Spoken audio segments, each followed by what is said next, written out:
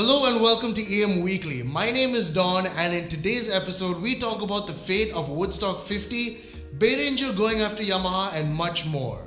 Yeah, boy. Is Woodstock 50 cancelled? Woodstock 50 is the 50th year anniversary of the festival and it already seems to be falling apart. Scheduled for mid-August, the festival was set to feature contemporary artists like Jay-Z and The Killers, and was also set to feature artists from the original lineup as well. In a dramatic turn of events, Amplify, who's the media investment arm of the Dentsu Aegis network, decided to pull out of the project. In a statement, Dentsu said, "Despite our tremendous investment of time, effort and commitment, we don't believe the production of the festival can be executed as an event worthy of the Woodstock brand name, while also ensuring the health and safety of the artists, partners and attendees." Dentsu didn't just pull out, they declared the event cancelled. What?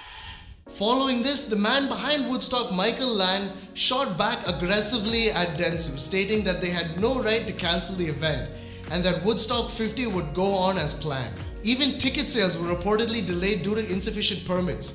However, permits don't seem to be the issue, as the New York State Department of Health stated, "Today's cancellation announcement is not a result of the permit application pending with the department."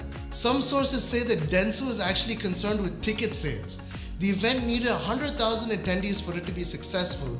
However, the organizers did not take into account the space requirements for campgrounds, which would effectively reduce the capacity from 150,000 attendees to just 75,000. While the organizers are working on new financial partners, it seems their production partners, Superfly, have followed suit and quit as well. While the fate of Woodstock 50 hangs in the balance, the organizers are extremely hopeful that everything will turn around in time. On to some tech news.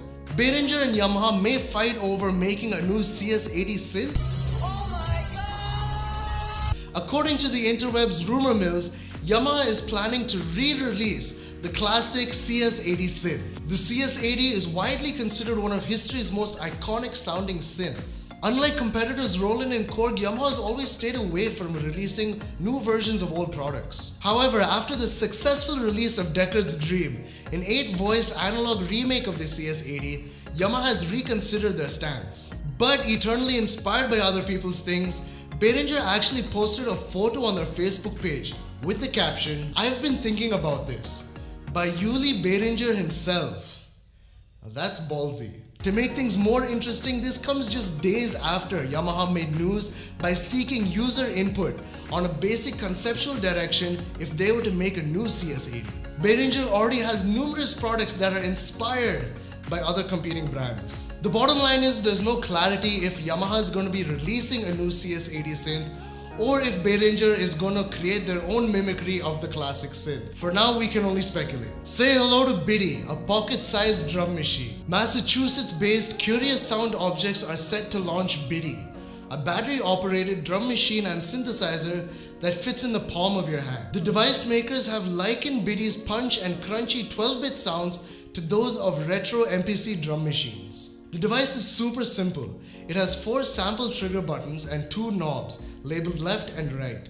The left knob adjusts the time parameter, patterns, envelope and sample length, while the right handles pitch plus note selection and arpeggiation. The first version of Biddy will be available on Kickstarter and will be called Edition 1. It will also come preloaded with the Midnight Biddy, a sound pack that the company claims to be similar to the soundtrack found in the film Drive. The Biddy is still going through its crowdfunding stages but is slated for release in 2020. On to new music releases for the week. New Delhi-based electronic artist Kavya Trehan has released a new single called Golden. The track builds up in energy and before you know it, hitting you with crisp bass lines, earthly percussive textures and a lush vocal harmonies soaring on top of it. Produced by Rohan Rajadhyaksha, the track also features stellar artwork by Sanchit Sawaria that resonates with the song as well. Bangalore-based progressive house producer and DJ, weird sounding dude aka Abhijit Hegde, has released 2 new tracks, Dying Star and Circling Flight. Dying Star has dark chord stabs and intricate melodic percussions that dominate the soundscape as the song proceeds. In contrast, Circling Flight features beautiful melodic phrases giving a warm, soothing vibe overall. You can follow weird sounding dude's music on his Beatport page. Moving on to events, Nucleya is all set to take over Hyderabad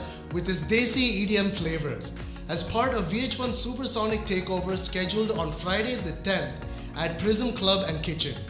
The event also features Cone Cone, Vinyl Ambulance, Iggy, and many more. On Saturday the 11th, Redbull Music Academy is all set to celebrate 20 years of Bhavishyavani Future Soundz, one of India's oldest mixed media electronic artist collectives. The event, scheduled at Famous Studios Mumbai, will feature art and music sets giving a glimpse into their vibrant 20-year history and also what they have in store for the future. Well, that's all the time we have for this show. I'll see you guys again next week with more news, unless our investors decide to back out. But then again, we don't have any investors.